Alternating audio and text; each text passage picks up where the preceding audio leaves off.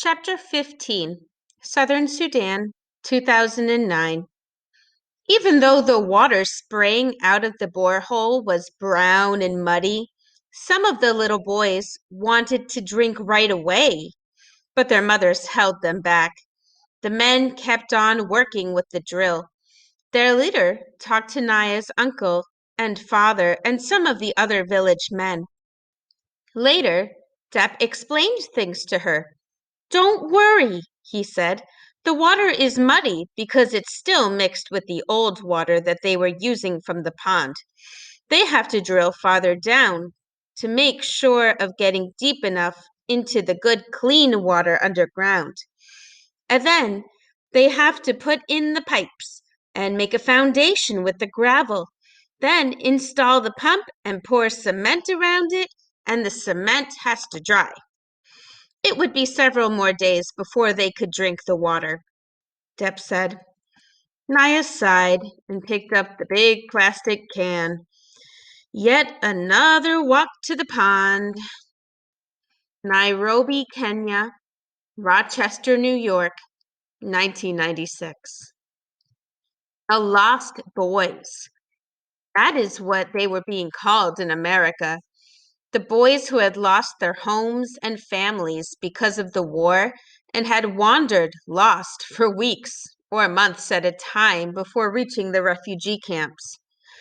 The aid worker explained this to Salva and the 8 other boys he would be traveling with. The women spoke mostly English. Sometimes she said a word or two in Arabic, but she did not speak that language well. She tried her best to speak slowly, but she had many things to tell them, and Salva worried that he might misunderstand something important.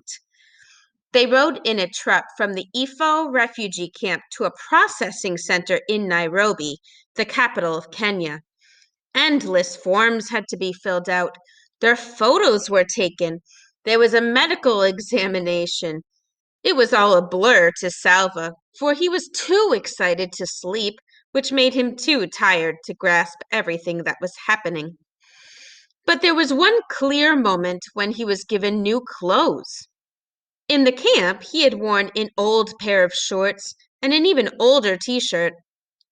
He had taken good care of them as good as he could, but there were holes in the shirt, and the waistband of the shorts was stretched out and threadbare. The camp workers handed out clothing whenever donations came in, but there were never enough clothes for those who needed them. Now Salva's arms were piled high with new clothes, underwear, socks, sneakers, a pair of long pants, a t-shirt, and a long-sleeved shirt to wear on top of it. And he was to wear all these clothes at the same time. "It's winter in America," the aid worker said. "Winter?" Salva repeated. "Yes, very cold. You will be given more clothes in New York." "More clothes?" Salva shook his head. "How can I possibly wear any more clothes?" Salva could hardly believe his eyes when he boarded the plane in Nairobi. Every person had a seat, and they all had luggage too. With all those people, hundreds of heavy padded chairs, and all those bags, how would the plane ever get off the ground? Somehow it did. Not like a bird lifting off lightly with a quick flapping of wings, but with shrieks and roars from engines as the plane lumbered down the long runway, as if it had tried as hard as it could to get into the air. Once the plane was safely aloft, Salva stared at the scene outside the small window. The world was so big, yet everything in it was so small.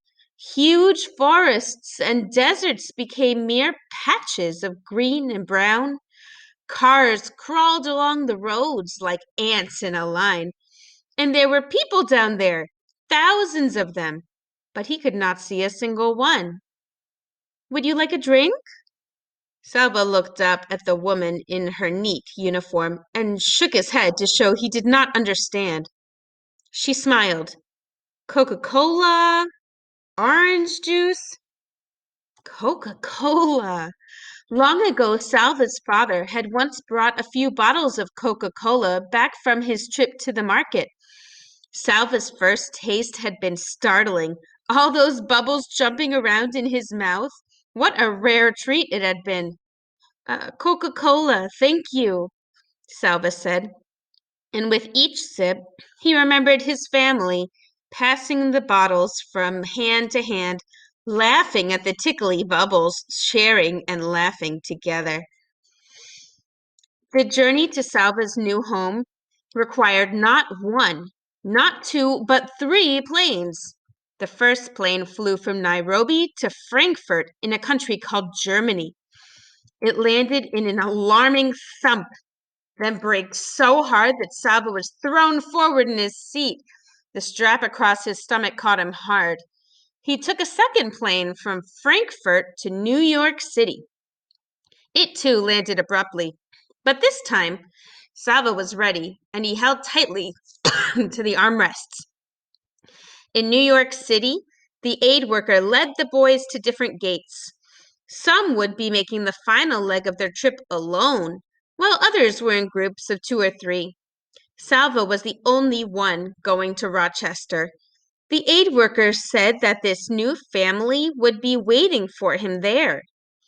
On the plane to Rochester, most of the passengers were men traveling on their own. But there were some women, too, and a few families, mothers and fathers and children. Most of the people were white. Beginning at the airport in Frankfurt, Salva had seen more white people in the last few hours than he had seen in his whole lifetime. He tried not to stare, but he couldn't help studying the families closely. Thoughts kept looping through his mind. What if my family isn't there? What if they have changed their mind? What if they meet me and don't like me?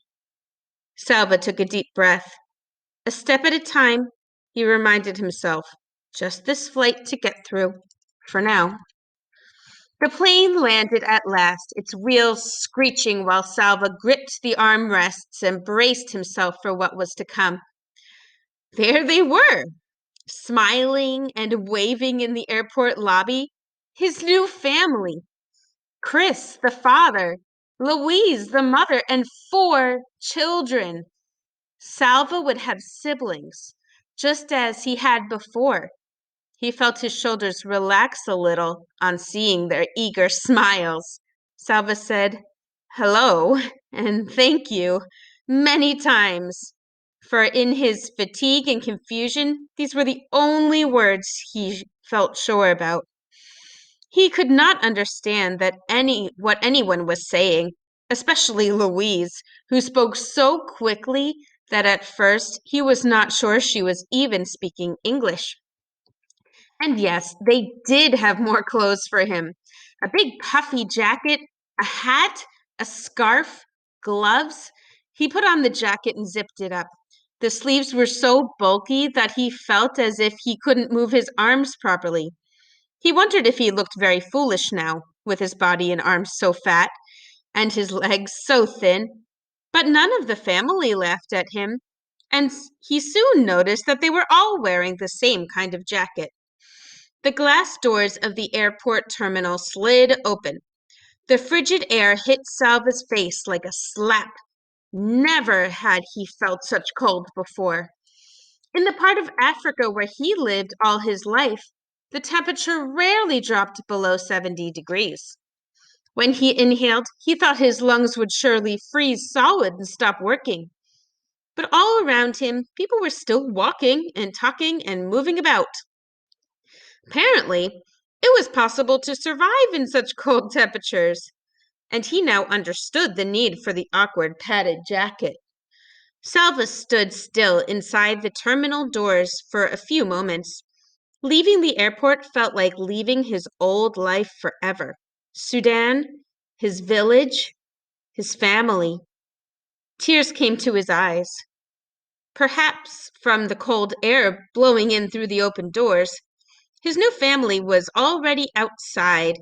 They turned and looked back at him. Salva blinked away the tears and took his first step into his new life in America.